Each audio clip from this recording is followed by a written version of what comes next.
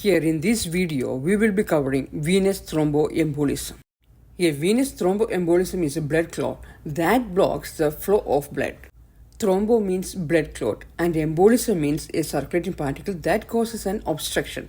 Venous means the vein. Venous thrombosis involves the formation of a thrombus with vein inflammation.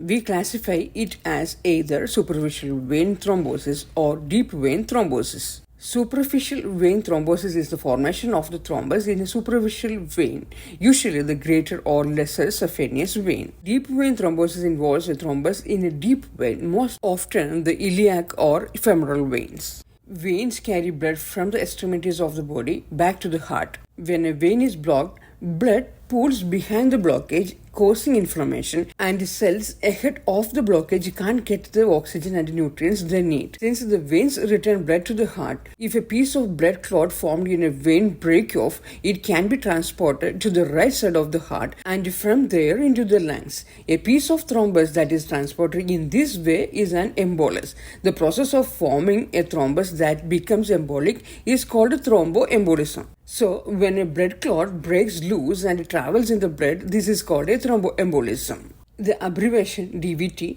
or PE refers to a VTE where a deep vein thrombosis has moved to the lungs, that is called pulmonary embolism. An embolism that lodges in the lungs is called pulmonary embolism. Deep vein thrombosis and pulmonary embolism collectively make up the condition called VTE or venous thromboembolism. Now we will see the etiology of venous thromboembolism.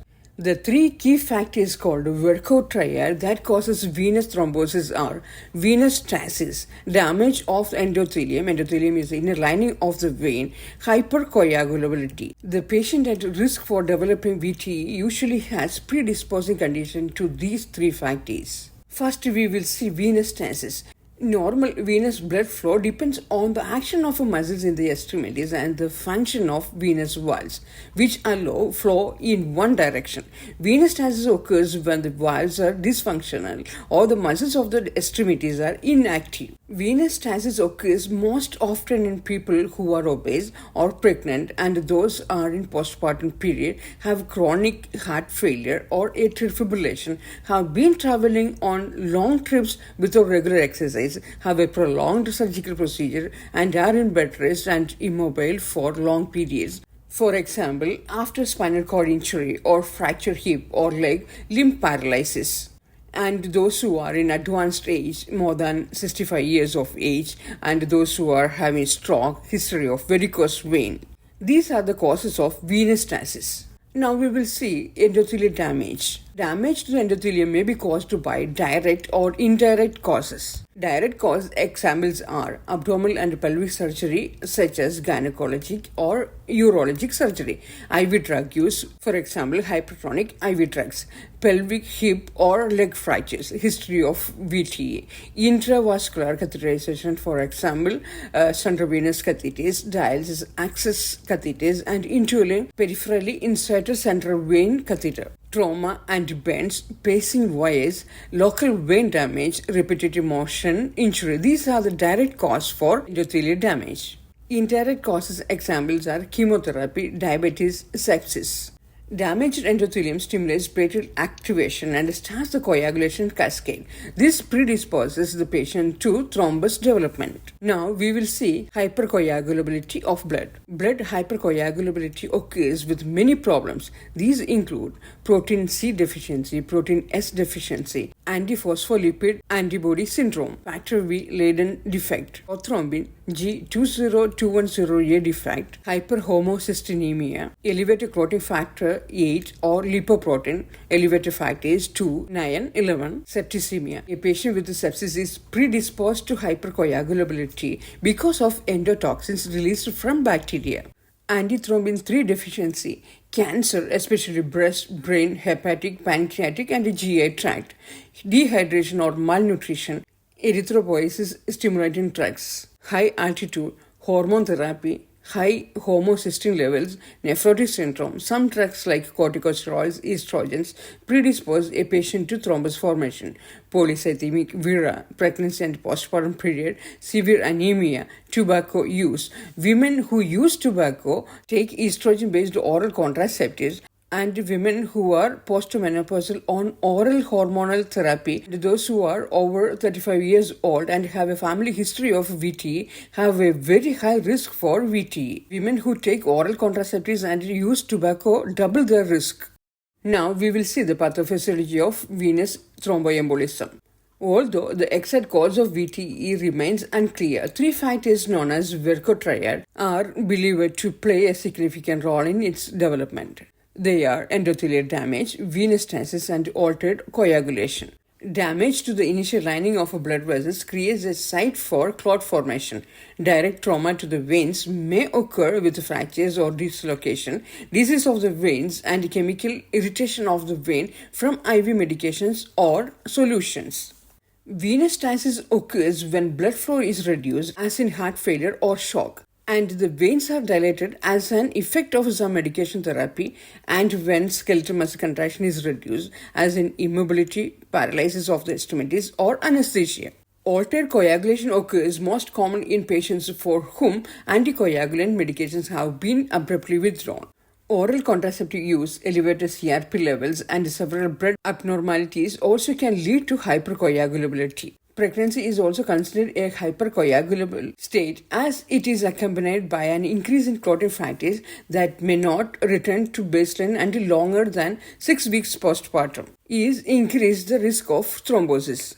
In addition, there is 50% decrease in venous outflow due to hormonally decreased venous capacitance and reduced venous outflow due to compression from the uterus. Formation of a thrombus frequently accompanies phlebitis, which is an inflammation of the vein walls. Venous thrombosis can occur in any vein, but it occurs more often in the veins of the lower extremities. The superficial and deep veins of the extremities may be affected. Venous thrombi are aggregates of platelets attached to the vein wall that have a tail-like appendage containing fibrin, white blood cells, and many red blood cells. Tail can grow or can propagate in the direction of a blood flow as successive layers of the thrombus form. Propagating venous thrombosis is dangerous because parts of the thrombus can break off and occlude the pulmonary blood vessels.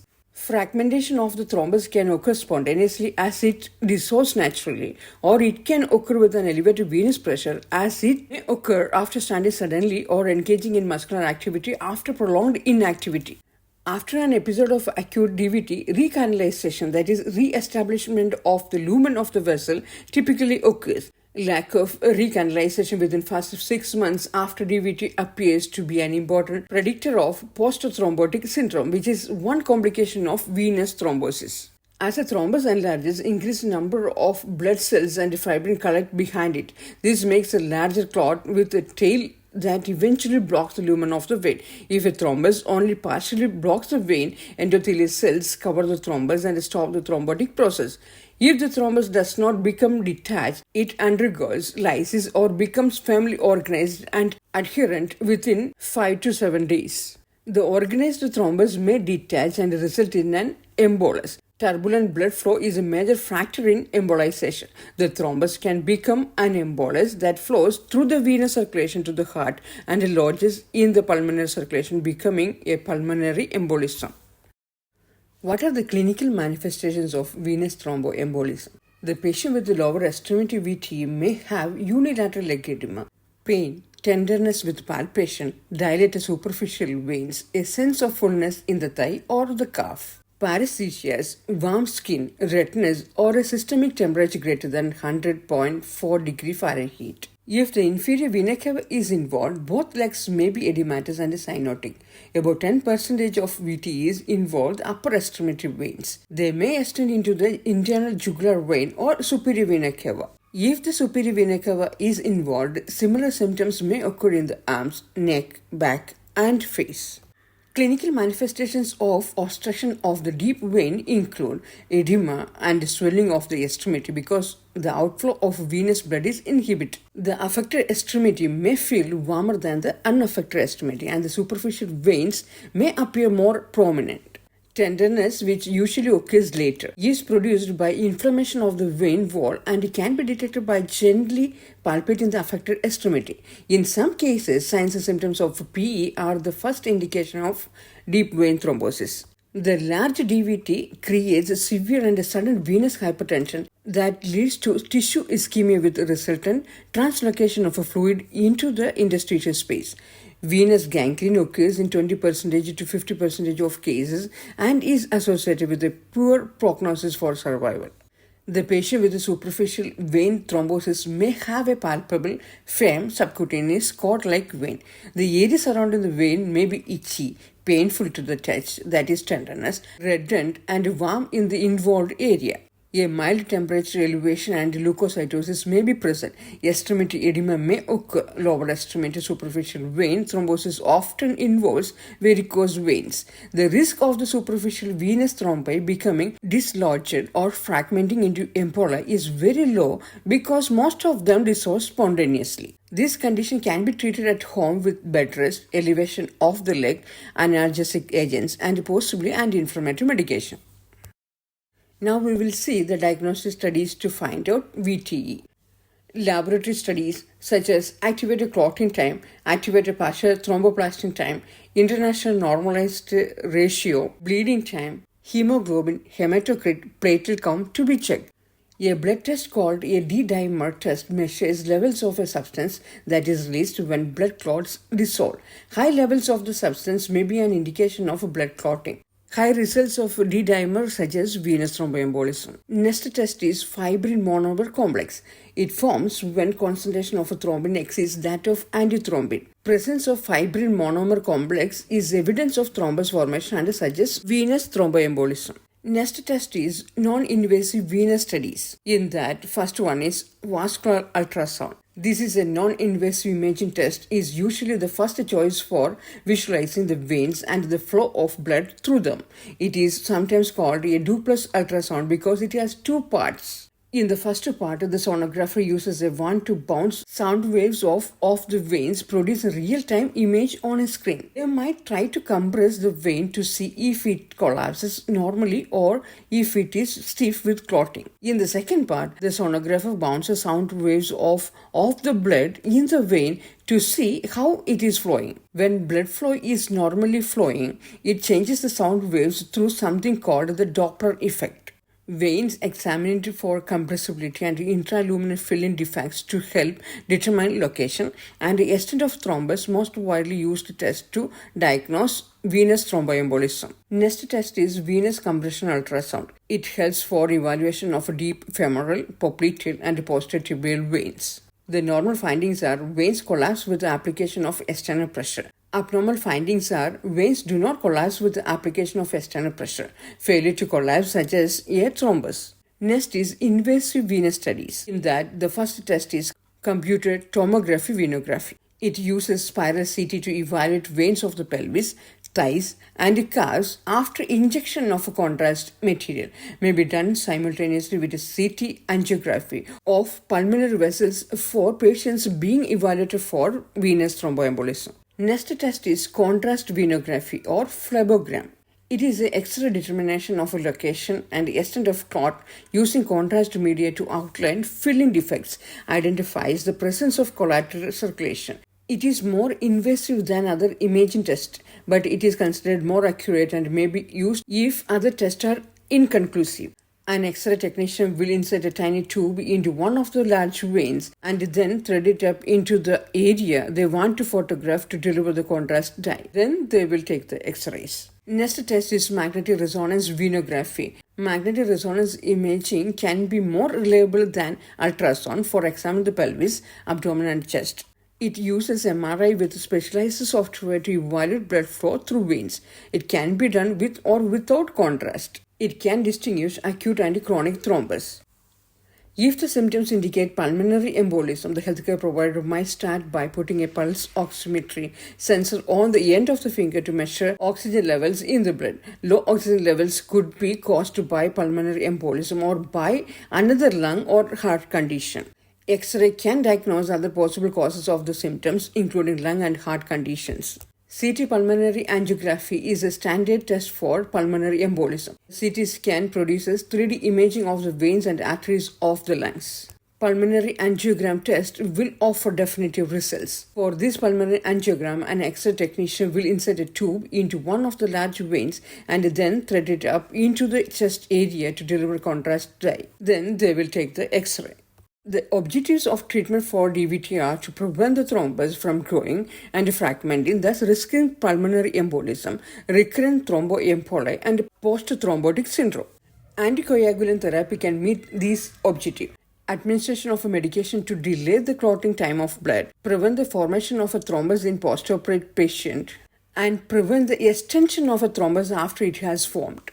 However, anticoagulants cannot dissolve a thrombus that has already formed. Combining anticoagulation therapy with mechanical and ultrasonic assisted thrombolytic therapy may eliminate venous obstruction, maintain venous patency, and prevent post-thrombotic syndrome by early removal of the thrombus. Anticoagulants are used routinely for VTE prevention and treatment. Medications for preventing or reducing blood clotting within the vascular system are indicated in patients with thrombophlebitis, recurrent embolus formation, and persistent leg edema from heart failure. They are also indicated in older patients with a hip fracture that may result in lengthy immobilization. The three classes of anticoagulants available are vitamin K antagonist, thrombin inhibitase, factor XA inhibitase. Anticoagulant therapy does not dissolve the clot. Clot lysis begins naturally through the body's intrinsic fibrinolytic system. Now we will cover vitamin K antagonist. Warfarin is a vitamin K antagonist that is indicated for long-term or extended anticoagulant therapy. Warfarin inhibits activation of the vitamin K dependent coagulation factors 2, 7, 9, and 10 and the anticoagulant proteins C and S. Interactions with a range of other medications can reduce or enhance the anticoagulant effects of warfarin, as can variable intake of foods containing vitamin K. Warfarin has a narrow therapeutic window and there is a slow onset of action. Treatment is initially supported with parenteral anticoagulation with heparin until the warfarin demonstrates anticoagulant effectiveness. Do not give antiplatelet drugs or NSAIDs with warfarin, as these increase bleeding risk. Many other drugs, vitamins, minerals, and herbal supplements interact with warfarin. Next drug of choice is thrombin inhibitase. There are direct thrombin inhibitase and indirect thrombin inhibitase. There are two major classes of indirect thrombin inhibitase, that is unfractionated heparin and low molecular weight heparin. Unfractionated heparin is given subcutaneously to prevent development of DVT or by intermittent or continuous IV infusion using weight-adjusted dosing guidelines along with a vitamin K antagonist, for example warfarin, for 5 to 7 days to prevent the extension of a thrombus and the development of new thrombi. One serious side effect of heparin is heparin induces thrombocytopenia. It is an immune reaction to heparin, causes a severe sudden decrease in platelet count along with a paradoxical increase in venous or arterial thrombosis. The treatment includes immediately stopping the heparin therapy. Subcutaneous low molecular weight heparin that may include medications such as dalteparin and enoxaparin are effective treatments for some cases of DVT. These agents have longer half-lives than unfractionated heparin, so doses can be given in 1 or 2 subcutaneous injections each day. Next drug is direct thrombin inhibitase. They are classified as hyaridine derivatives or synthetic thrombin inhibitase. Hyaridine binds specifically with thrombin and directly inhibits its function without causing plasma protein and platelet interactions. Hyaridine derivatives, for example, bivalirudin, are given by continuous IV infusion.